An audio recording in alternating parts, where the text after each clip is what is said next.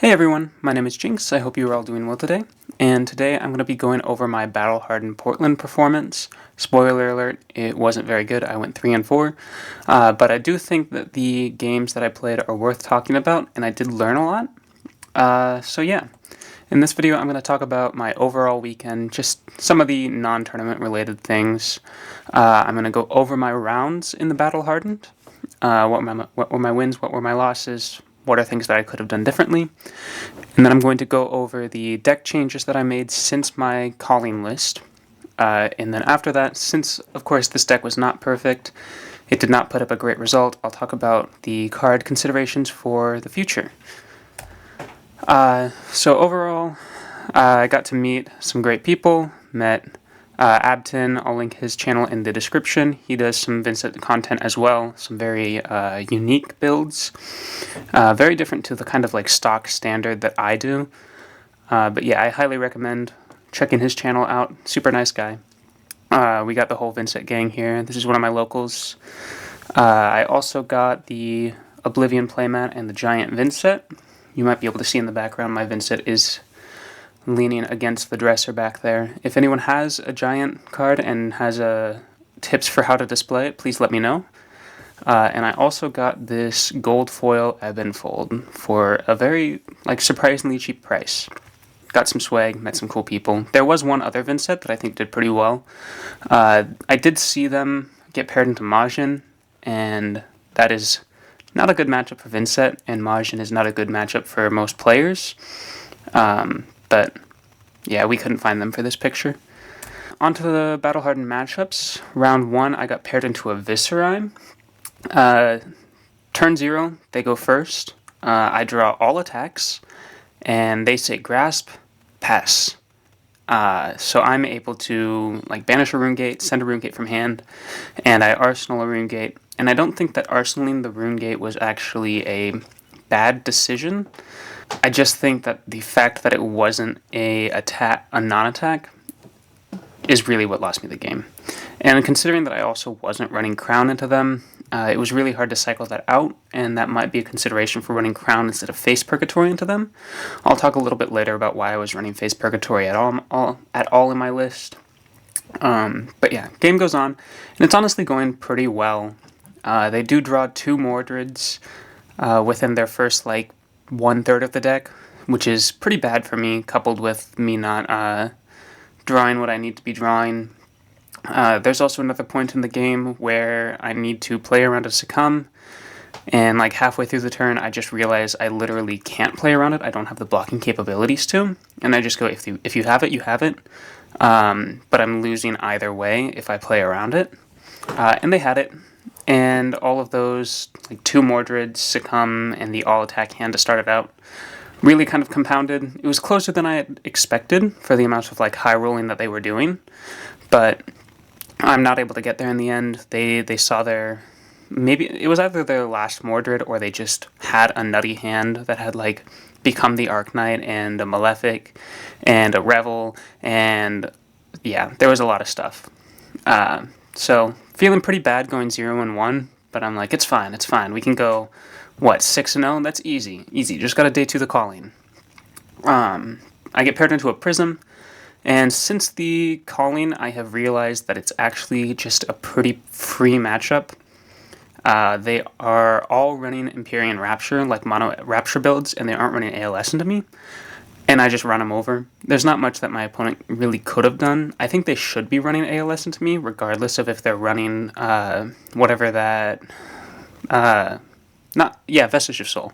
Whether or not they're running Vestige of Soul, they should be running ALS, since they can, if I play a Shadow non-attack to clear their angels, they can play the ALS.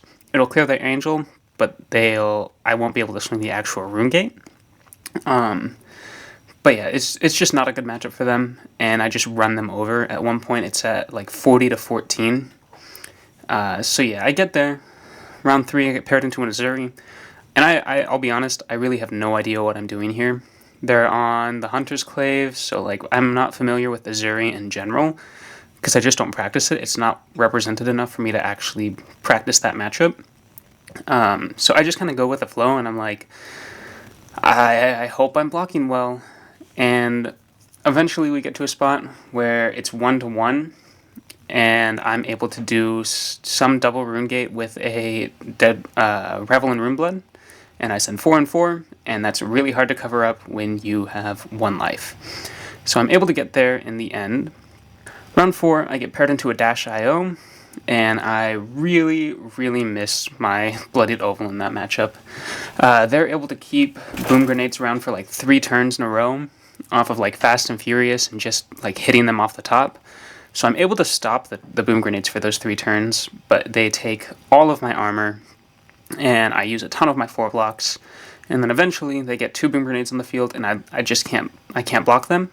And generally how that matchup goes is if you get hit with one boom grenade or 0 boom grenades, you win, and if you don't, then you lose. Yeah, I got a bit greedy with my Haunting Renditions at one point. I think I had 1 rune chant on the board with a Deathly Wail and Banish, and they came at me with a Throttle. And in that scenario, I think I should have just blocked 4, and maybe used another block from my hand to block it out, and then use the other one to block another 4, and just accept the fact that I like wouldn't banish something, or I banish something and I just don't send the Deathly Wail, because that would have saved a bit more armor later in the game. But yeah, they were also playing around Fatigue, which I got really close to. I think they had like 15 cards left in deck at the end of the game, and of course most of those are blues. They presented like 72 into me. So it was really close, but I think not having Bloodied Oval in the list and them keeping the boom grenades around on the field really contributed to that loss. Round 5, I finally see the Cinderace that I was trying to target in this tournament. I just do the thing. I stop the mass triggers. They don't have any AB. I get a really good call off. They like deal damage, and I see that they have 1 floating with 1 card in hand. I play call. I banish their 1 for 5. It's great. Super solid matchup. Wish I saw more of them. Round 6, I get paired into a Victor, and this is about the time when I start like mega dooming. I'm like, oh my god, I'm X2, dead for top 8, and I get paired into one of my worst matchups. I probably can't even top 16. So my mental was not in like a great spot, and I was super tired, so I don't remember a ton of the details. It was also a super good player. I know that I think they're around the Mindful Games community, and I know that they do pretty well. So I think I go first. I do some banishing. They turn 1, of course. They see their visit the Goldmane Estate.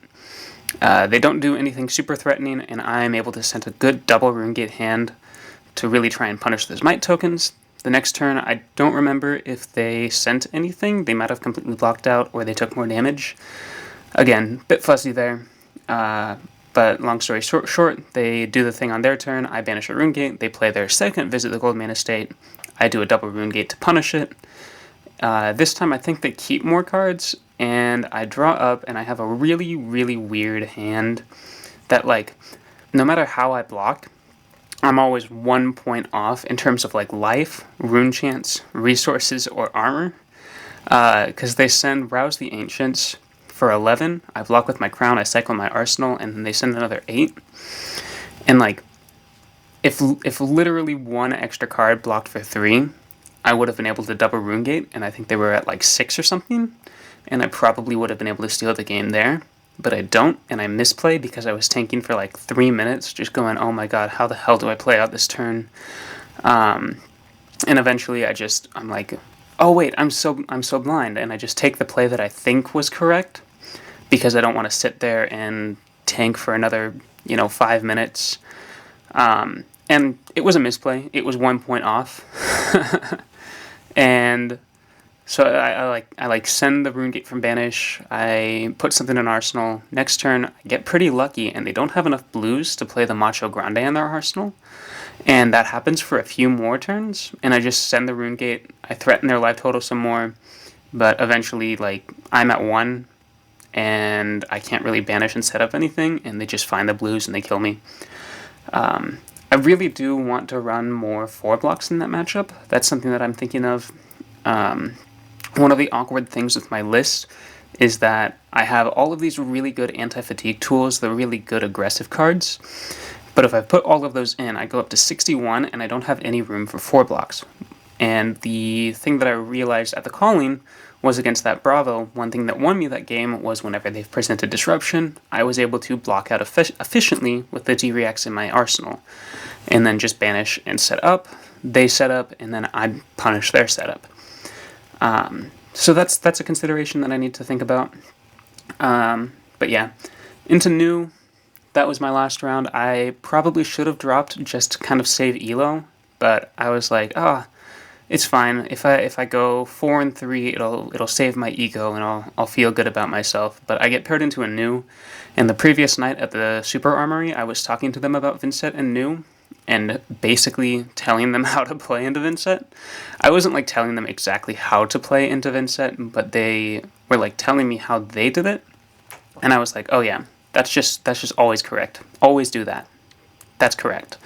So I get paired into them, and obviously they're a much more dangerous new opponent than pretty much any of the other ones in the room because I told them how to play into me. Like, I go first, I banish something, and I draw out my hand, and it looks great. I have a great banish target, I have Go Again, I have a Shadow Puppetry in Arsenal, I have Rune Chant Generators, all these great non-attack actions, and they send a Bonds of Agony at me. And I feel pretty confident about how I play against Bonds. What I do is I put all of the non-attacks in front of their attack, and I leave the banishable cards back in my hand. So if they pump over, they let me draw 3 cards. If they don't, then I just banish and I pass. But they had literally the perfect punish. So I block with my 3 non-attacks that are just so good. And they say Path Well Traveled, activate Mask, into CNC, threatening the Shadow Puppetry in my arsenal. I think I put like Crown of Providence in front of it, which I think was a mistake. I should have just let them have the 6 damage in the puppetry, but that's all right. I take like 4. Next turn, I draw up, and it's great. It's another great hand. Good banish target, 3 non-attacks, and they come at me with the Bonds. And they do have the 2 equipments that give them 2 reactions, so I put the non-attacks in front of them because if they strip all 3 of those, of like literally any of the cards in my hand, I just lose the game on the spot. I don't have enough gas to kill them. And they pass, I banish. Game goes on, they gain a bunch of life off of CYBs up to like 52 or something. I'm able to cobble together a few good turns, and I get them down to like 14 with some of those big turns, but eventually I saw all of my good non-attacks early game. I don't draw any gas, and they just kill me. So feeling pretty bummed about that weekend, but that's alright. We learn. Some of my reflections after the tournament, things that I think contributed to my poor performance, was first off a poor mental state. I only got like 5 or 6 hours of sleep. I went to bed at like midnight and woke up at 6, and that was not great. I also think that I was getting sick there. I wasn't like sick, like coughing and sneezing and such, otherwise I wouldn't have showed up, but like after the tournament, I definitely was a little bit sick. So I think not a great mental state going into the tournament, which made it so that it was a lot easier for me to misplay. I also had a lack of reps on the deck. Going into the Calling Portland and that ProQuest season, I had something like 300 or 400 games on that specific deck, which is really what I think gave me a lot of my success. I knew all of my lines. I knew exactly how I wanted to play into every deck. In this deck, I made some changes last minute. I only had like 50 games in the last couple of weeks. And I think if I had made time for more reps, I probably would have done better, despite my like poor mental. But yeah, I also didn't get great gem luck. I saw like 2 good matchups, the Syndra and the new was very practiced into me. Viserai is like 50-50. It's really good if they're on just like 9 Rune Rager, Unga Boonga aggro, but it's bad if they're on the more like setup-based game plan. And both of those can also just roll you out of existence like they can any deck.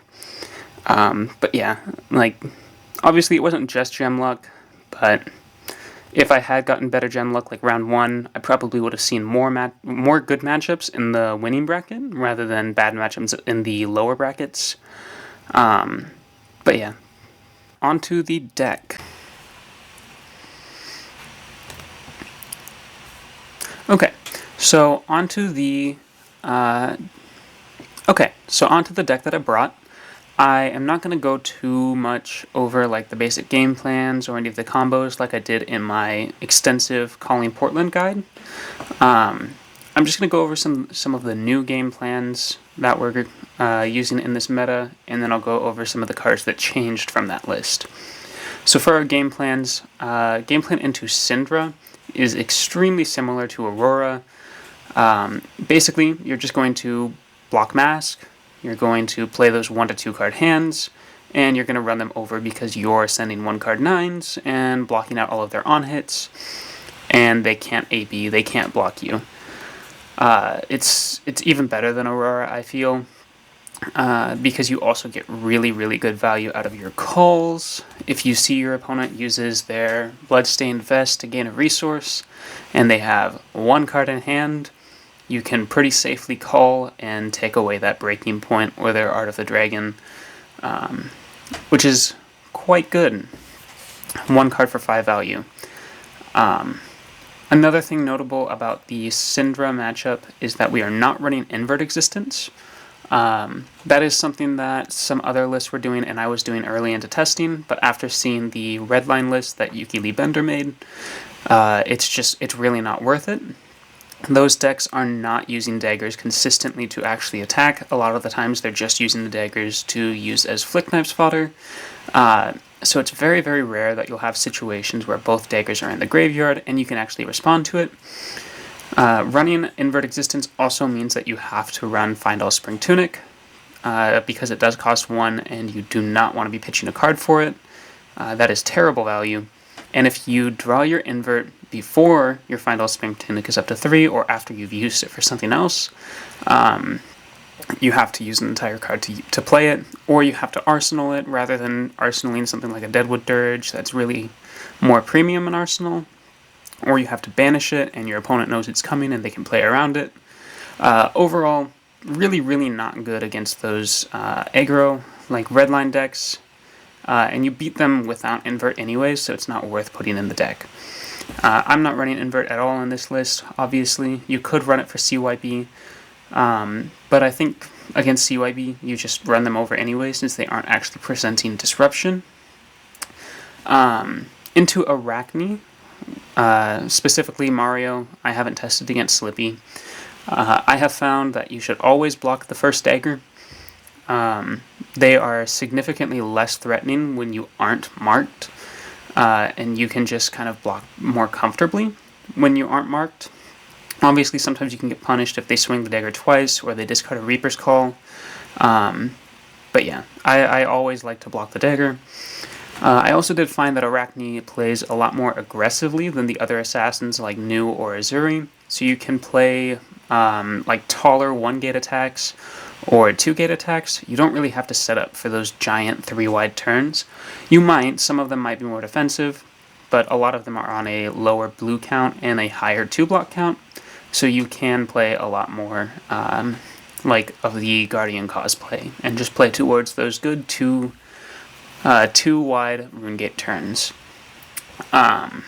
Against Fang, I haven't done a whole lot of testing, but against a lot of them, it seems to be a very good matchup for the same reason that Leviah is a good matchup. As long as you just play good like Guardian cosplay and you block efficiently, like you know what threats they have, you can just play that Guardian cosplay and they won't be able to block you out because they have to keep those fealties around. They can't really completely block out, otherwise their entire game plan goes down the drain. However, I did lose to a Fang that was a lot more defensive and was not something that I had seen a lot of on like Talishar or from any of my locals. So some of them can block you out and might be more comfortable just playing blues and pitching for their daggers anyways. But yeah, I gotta do more testing, but generally I think the Guardian cosplay is the way to go, and you can pivot to a more combo-y game plan if need be. Onto the actual changes of the deck. The first thing that you will notice is the absence of Beseech the Demigod in favor of Call. Beseech the Demigod and Call serve very similar purposes. They both get 3 value on either offense or defense. They are both Shadow non-attack actions. Only thing is that Call is a banished target, and has a lot more versatility, whereas Beseech the Demigod, you really just have to play it, and you can't banish it. So Call is just better. Beseech was like the most obvious cut, but there might be a time where I need to get Beseech back in the list. It is a consideration right now, because it is a great thing to lead on. That is one place where Call lacks, is you can't lead on Call as your shadow non-attack, since you'll just play it and then your turn will be over, since it doesn't have go again. And if you have an Eloquence, you would rather play like a shadow non-attack and then order the Vincent trigger and play Call in response and gain an extra action point. But yeah, easiest cut there. But yeah, Call is great. If you want more talk about Call, I do have a video on it, and I think just about everything that I said in that video is pretty... It held up. I think it's all pretty true.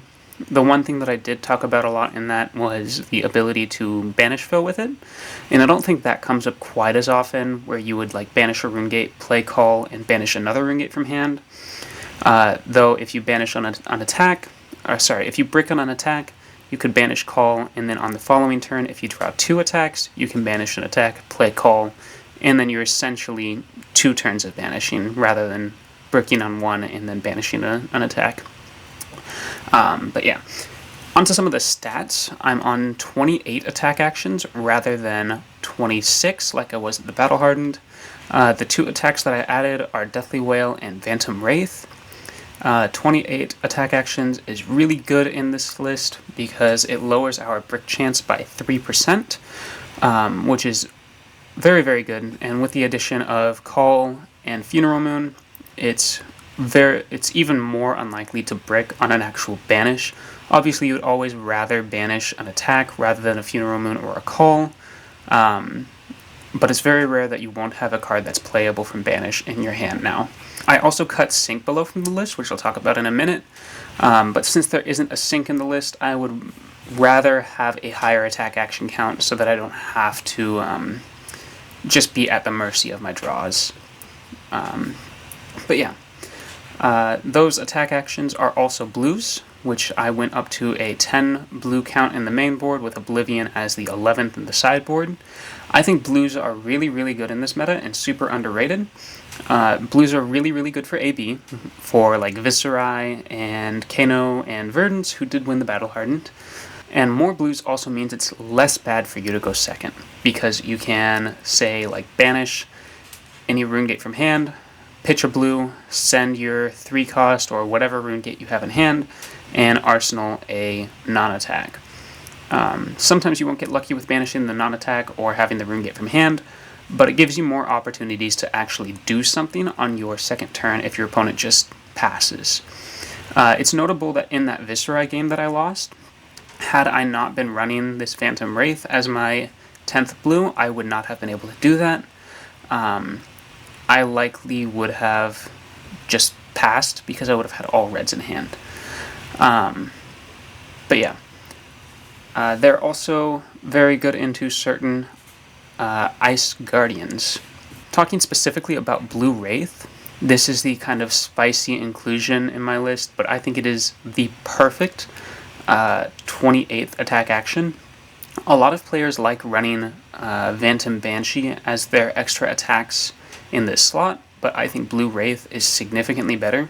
First off, it's blue, so all of the benefits that I talked about with it being a blue are already in this. But specifically that 2-cost is really, really important, and what makes it much better than Phantom Wraith. Being a 2-cost means that it's one more thing that you can play off of your Malefic incantations. So like if you send a rune gate and you end on 1 from the Malefic, you can just banish Phantom Wraith if it's your only attack and play it. Whereas if you had a Phantom Banshee, you would banish it and you'd have to wait an entire extra turn to be able to play it again, play out that attack. And being a 2-cost also means that if you're comboing with Deathly Wails, like Shadow Puppetry, Deathly Wail, you can end on this Phantom Wraith, whereas if you had a Phantom Banshee, you would need to have a Malefic Incantation or some other form of rune chant generation. So I think it being a 2-cost rather than a 3-cost, while it doesn't deal quite as much damage, is offset by the fact that it is a blue and it has a lot more flexibility. I did talk earlier about how I cut Sink Below for Shelter from the Storm. I think this was definitely the correct D-React to cut for Shelter from the Storm. The reason that I did not cut Reduce to Rune Chant or Haunting Rendition is because I found that into those aggro matchups, you really need these cards to get up to your 3 Rune Chant threshold for Deathly Wails. A lot of the time what I found was happening is I would get like a Malefic online, and I'd do my chain 2 costs for 3 turns, and then I would draw up, and I'd have a Deathly Wail, and like a Sink Below an Arsenal, and I would just banish the Deathly Wail, and I'd pass, whereas had I had a Reduce to Rune Chant, I would be able to block with this, get my second Rune Chant, get my third Rune Chant when I banish the Deathly Wail, and I would play it, and I'd get my Rune Chants back online. Same with Haunting Rendition. Haunting Rendition generates you that second Rune Chant to get you up to those 3 thresholds on your turn. Shelter from the Storm, I think, also outclasses Sink Below right now because it is very good against arcane damage decks. Like if Viscerai is just sending 3s at you and you have no blues, this can act as a blue with the instant discard. It of course also stops Syndra's Daggers, as we all know, and it does have the usability in the Aurora matchup where you can block with a 3-block, discard this, block with another 3-block, and the 2 prevention will cover it, and you'll have 1 floating prevention left over. Same with Haunting Rendition. Another card that I changed was Tear Through the Portal. I went up to 3 copies on this. This card was pretty awkward before the addition of Call. A lot of the time you were running it basically as a worse Shadow Puppetry, but it was just more copies of it.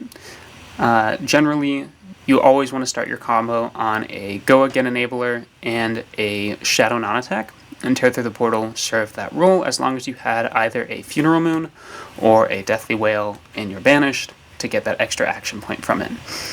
But it was pretty awkward because sometimes you would just banish blue and yellow Deathly Wails, or your only reds would be 2 costs that you wanted to end the turn with, and you didn't want to actually play them in the middle of your turn. But now with the addition of Call, as long as you have a Call or a Funeral Moon and you're banished, it doesn't matter what color Deathly Wails or what color attacks in general you have in your banished, because Tear Through the Portal can just target that Call or Funeral Moon, gain you the action point, you paid the life, all of your Deathly Wails are online now. It's also very good into Yarrow, because if you're targeting Funeral Moon or Call, you are not giving your attack actions Go Again. So if they play a Blizzard, that no longer blows you out, and same with Hypothermia type effects. Another card that I went up to 3 of is Envelop in Darkness. I'm not quite sure this is a 3 of. If you notice, I have a 51 card main board, and the things that I want to bring into the matchups where I have to go more aggressive are 3 Envelops, 3 Revels, 3 Tears, and 1 Oblivion, and that gets me up to 61 cards. So I have to cut something from my main board to get down to an even 60, and I have found that I really want to be running some defensive cards into those matchups, because when you're setting up, you do not block very well, and I really want a way to convert better on my setup turns. But Envelop in Darkness is still a very good card, even if I am unsure if it's a 3 of. Envelop is a really good way to convert large hands after doing your big turn. So if you were to like go off, do your 3 wide turn, and you end with 2 Rune Chants and an attack and banish, you can banish something and then attack with it, creep Envelop in, and you can do another double Rune Gate. Or you can literally just banish a Rune Gate, play this, and send like 12 at them after you took all the tempo. Otherwise, with some of the other cards, you just draw up and you go, wow, this hand literally does nothing, I can't even block with it, I'll just banish and pass. So it's a good card. It's also a Shadow non-attack, so it's good into like Enigma, just having a higher count of those. Another addition to the deck was this Face Purgatory. If you remember at the calling, I was not running Face Purgatory at all. I was running just Crown of Providence and Ebb and Fold. And that is because Face Purgatory, it's very difficult to actually get the 7 value off on it, and it does seem very good even if you are blocking like a 4 attack, but Crown of Providence, being able to unbrick your hands or convert your arsenal into defensive value, seemed a lot better to me, and especially if you only had the 1 attack and the non-attack, you were completely banking on that draw being an attack, which statistically speaking, since you had less than 30 attacks, it was pretty unlikely that you would draw another one. So it was a bit more of a win more card and less of a lose less card. And I think the lose less kind of cards are a lot more valuable in Vinset, since the little bricks and little low rolls compound a lot more. But I did start running it again for specifically Visceri. It is also very good into Brutes, but I think you're already pretty favored with Providence into them, but it is pretty nice to have another card that's good into them. But I started running it into Visceri because in my testing I found that a lot of the games would be they play their Mordred and I have a call in hand and I'm really happy and I probably win that game. Or they play their Mordred, I don't have a call in hand, I'm pretty sad, and I probably lose that game. So Face Purgatory is basically an on-demand call for when they do their big Mordred turn. If you end up like discarding, say, a Swarming Gloomveil out of their hand on their Mordred turn, you are basically stealing 6 value from them at the cost of however much you overblocked with Face Purgatory. I'm not completely convinced. I haven't done a ton of testing into it over Crown of Providence. I think in that last game against Visceri at the Battle Hardened, I would have much rather had Crown of Providence because I could have converted that attack action in my arsenal into a non-attack that I could actually use. And the Face Purgatory in that game just discarded a Succumb to Temptation, which they just played in response anyways, and I was pretty sad right there. But I do think that the card is pretty decent. I need to do a bit more testing with it, but right now I'm a bit unimpressed with it. But that was the theory behind it, is it was good into Visceri. I also cut Bloodied Oval in this specific list, but I'm really thinking about putting it back in. I was not running it because I didn't think that it was impactful enough into like Syndra, and I didn't expect Dio to be represented enough for me to run into one. Spoiler alert, I did. But Grimoire of the Haunt, like, you need it into Aurora as just AB1, you need it into Vis as AB1, you want it into all of the matchups where you're comboing off, because now you have a lot more ways to generate action points off of Eloquence tokens. There were just a lot less matchups where I wasn't running Grimoire. That's all I've really got to say about the deck. Now we're going to go on to the new card considerations. Obviously, I talked a little bit about Bloodied Oval. Continuing that conversation, I played a game against Syndra with one of my locals just recently, and I found that I really would have liked having a Bloodied Oval in that matchup because they actually used their dagger to swing, which is something that not a lot of Syndras were doing against me, and that threatened Mask trigger, and I was unable to block at the Mask, or I had to block in a way that I didn't want to. So I think into that game, I would have definitely rather had Bloodied Oval. And of course, it is also good into Dio.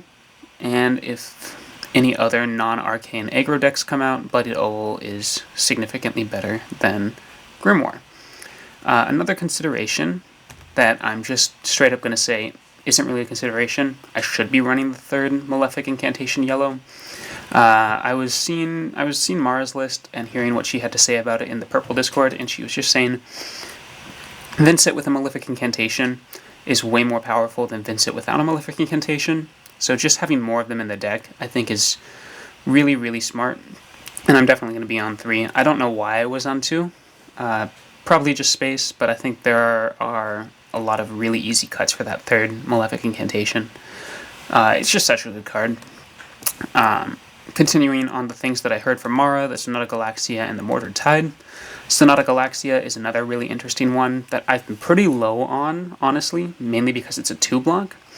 However, it is good into certain Earth and Ice Guardians, because if they give you a bunch of Frostbites, you can just pay into this and have it reduced by the rune chance you control and break all of them for free.